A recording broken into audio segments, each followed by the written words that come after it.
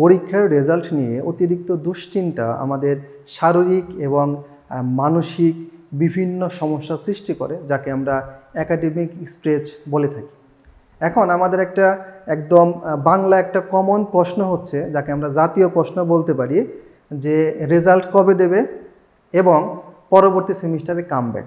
এখন একটা বিষয় খেয়াল করো, যে আমরা তো আসলে রিয়াল মাদ্রিদ না যে 4-5টা গোল খাওয়ার পরও আবার কামব্যাক করব, ঠিক আছে? যেই রেজাল্ট নিয়ে দুশ্চিন্তা এবং পরবর্তী সেমিস্টারে কামব্যাক, এই বিষয়টা নিয়ে আমি তোমাকে 4টা পয়েন্ট বলবো। এই 4টা পয়েন্টের মধ্যে 4 নাম্বার পয়েন্টটা হচ্ছে সবচেয়ে গুরুত্বপূর্ণ।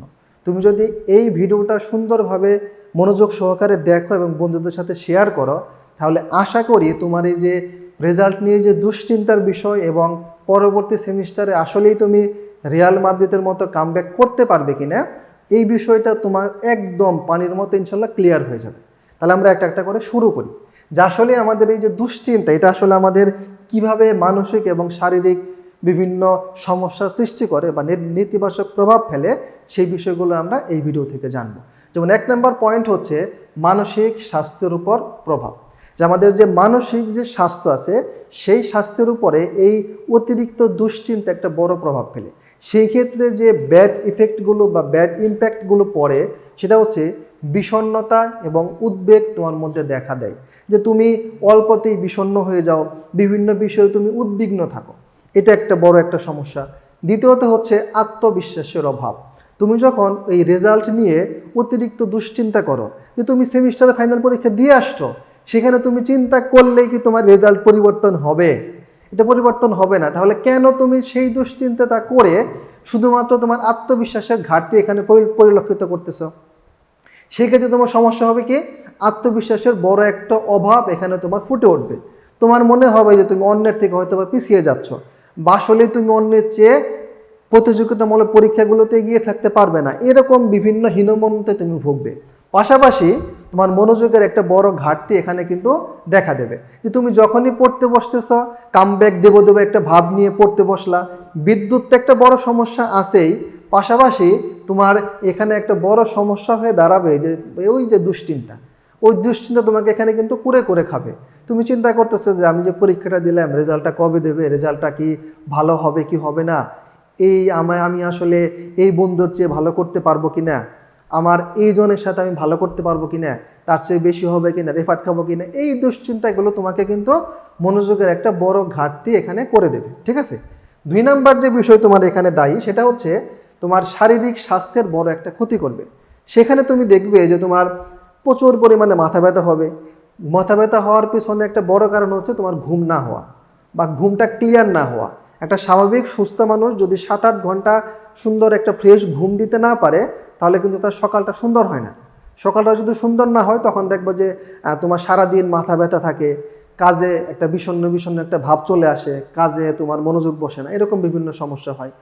হজম প্রক্রিয়ার সমস্যা হতে পারে, তোমার গ্যাস্ট্রিক বা বদ হজম, এরকম বিভিন্ন সমস্যার সম্মুখীন তুমি হতে পারো। পাশাপাশি তোমার রোগ প্রতিরোধ ক্ষমতা কমে যেতে পারে। গরমের মধ্যে তুমি দেখবে হঠাৎ করে তোমার সর্দি কাশি হয়ে যাচ্ছে, এরকম বিভিন্ন সমস্যার সম্মুখীন তুমি কিন্তু হচ্ছ এই শুধুমাত্র সেমিস্টার ফাইনাল পরীক্ষার রেজাল্টটা কবে দেবে এই দুশ্চিন্তাকে সামনে রেখে। এরপরে আরেকটা বিষয় হচ্ছে সামাজিক এবং আচরণগত বিভিন্ন পরিবর্তন তোমার মধ্যে পরিলক্ষিত হবে। যেমন তোমার বিচ্ছিন্নতা, তুমি দেখবা যে বন্ধু বান্ধবের থেকে বা তোমার রুমমেটদের থেকে, পরিবার থেকে, প্রিয় মানুষ থেকে তুমি বিচ্ছিন্ন হয়ে যাচ্ছ, তোমার একাকিত্ব ভালো লাগতেছে, এরকম একটা বিষয় চলে আসবে।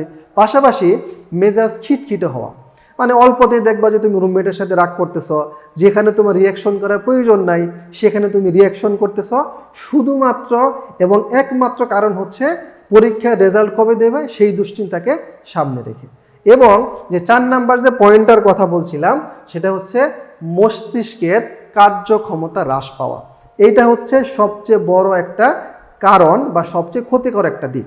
এখানে আমরা যখন কোনো বিষয় নিয়ে খুব বেশি দুশ্চিন্তা করি, তখন আমাদের কোর্টিসল নামক একটা হরমোন নিঃসরণ হয়। কোর্টিসল নামক একটা হরমোন যখন নিঃসরণ হয়, তখন সেটা আবার আঘাত ফেলে হচ্ছে আমাদের হিপোক্যাম্পাস নামে একটা বিষয় আছে আমাদের মস্তিষ্কের মধ্যে, হিপোক্যাম্পাস।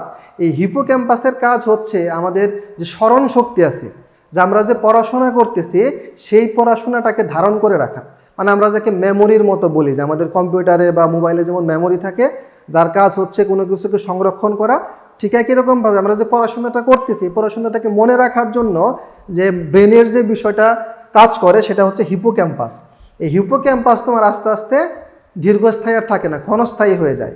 তখন তুমি দেখবা যে তোমার এই যে হরমোনটা আছে, হরমোনের যখন দ্রুত গতিতে নিঃসরণ হচ্ছে, তখন তোমার এই মনে রাখার যে প্রবণতা, তোমার স্মরণ শক্তি দিন দিন লোপ পাচ্ছে।